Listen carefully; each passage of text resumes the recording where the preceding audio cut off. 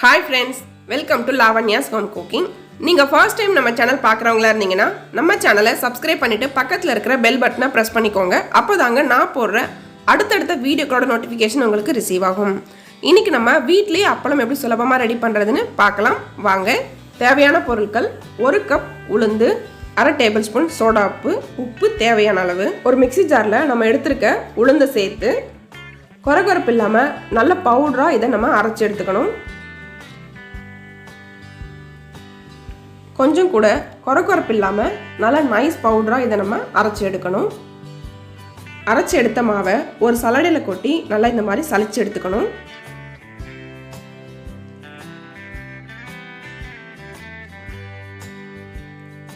அரையாமல் இந்த மாதிரி கொரகொரப்பாக மேலே தங்கி இருக்கிறத மறுபடியும் கொட்டி நல்ல நைஸ் பவுடராக அரைச்சி எடுத்துக்கலாம்.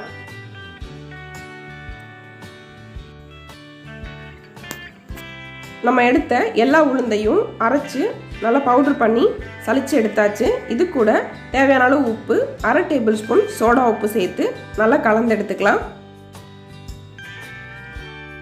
மாவை நல்லா இந்த மாதிரி கலந்து எடுத்ததுக்கப்புறம் கொஞ்சம் கொஞ்சமாக தண்ணி சேர்த்து மாவை ஒரு சப்பாத்தி மாவு பதத்துக்கு நம்ம இப்போ பிசைஞ்சு எடுக்கணும்.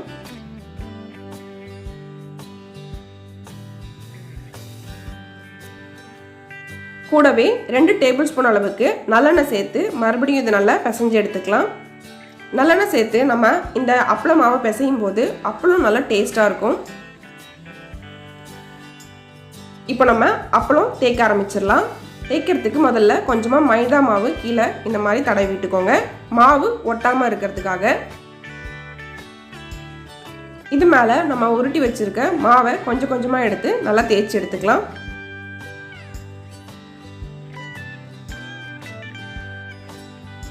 உளுந்து மாவு நமக்கு தேய்க்கிறதுக்கு கொஞ்சம் ஹார்டாக இருக்கும். கொஞ்சம் அழுத்தம் கொடுத்து நம்ம இதை நல்லா தேய்ச்சி எடுக்கணும். மெலிசாக தேய்ச்சாதான் அப்புறம் நமக்கு நல்லா பொரிஞ்சு வரும், சாப்பிட்றதுக்கும் நல்லா மொறுமொறுன்னு இருக்கும். இப்போது தேய்ச்சதுக்கு அப்புறம் இந்த மாதிரி ஒரு டிஃபன் பாக்ஸ் கப்பை வச்சு நல்லா ரவுண்ட் ஷேப்பில் இதை நான் கட் பண்ணி எடுத்துக்கிறேன். பாருங்க, இந்த அளவுக்கு நல்லா மெலிசாக தேய்ச்சி எடுக்கணும். இது மாதிரி நம்ம எல்லா மாவுலையும் அப்பளத்தை தேய்ச்சி எடுத்துடலாம். மிச்சம் இருக்கிற மாவில் சின்ன சின்ன மூடியால் இந்த மாதிரி மினி அப்பளம் நான் ரெடி பண்ணியிருக்கேன். கொஞ்சம் அகலமாக விரிச்சோம் அப்படின்னா ஒரே டைமில் நம்ம 3-4 அப்பளத்தை கட் பண்ணி எடுத்துக்கலாம்.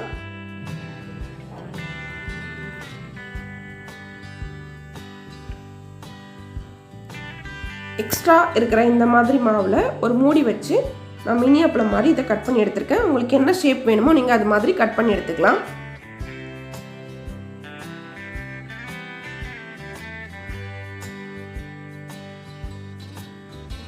இப்போ நம்மளுடைய அப்பளங்கள் எல்லாம் நம்ம தேய்ச்சி எடுத்தாச்சு. இதை காய வச்சிடலாம். அப்பளத்தை நல்ல வெயிலில் காய வச்சோம் அப்படின்னா 1 மணி நேரத்தில் இந்த அப்பளம் நல்லா காஞ்சி வந்துடும். நைட் டைமில் நான் தேய்ச்சதுனால நைட்டு ஃபுல்லாக நான் இதை காய விட்டுட்டேன். எக்ஸ்ட்ரா நம்ம கட் பண்ண இந்த பீசஸ் எல்லாமே மறுபடியும் நல்லா இந்த மாதிரி உருட்டி எடுத்து தேய்ச்சி என்ன ஷேப் வேணுமோ நம்ம அது மாதிரி இதை கட் பண்ணி எடுத்துக்கலாம். நான் அதே பாட்டில் மூடி வச்சு மினி அப்பளமாக இதை நான் ரெடி பண்ணியிருக்கேன். 1 கப்பு உளுந்தில் இன்றைக்கி 25 பெரிய அப்பளமும் 154 மினி அப்பளமும் நான் இதில் ரெடி பண்ணியிருக்கேன். இப்போது அப்பளம் எல்லாம் நல்லா காயிட்டும். காஞ்சதுக்கப்புறம் நான் உங்களுக்கு எடுத்து இதை காமிக்கிறேன். அப்பளம் எல்லாம் சூப்பராக காஞ்சி ரெடி ஆயிடுச்சு.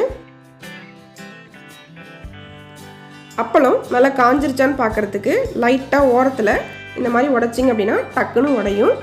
இந்த பதத்தில் நம்ம எடுத்து அப்பளத்தை ஸ்டோர் பண்ணி வச்சுக்கலாம். இப்போ நான் உங்களுக்கு பொரிச்சு காமிக்கிறேன். பாருங்கள், நம்ம போட்டதும் அப்பளம் நல்லா பொரிஞ்சு சூப்பராக வந்திருக்கு.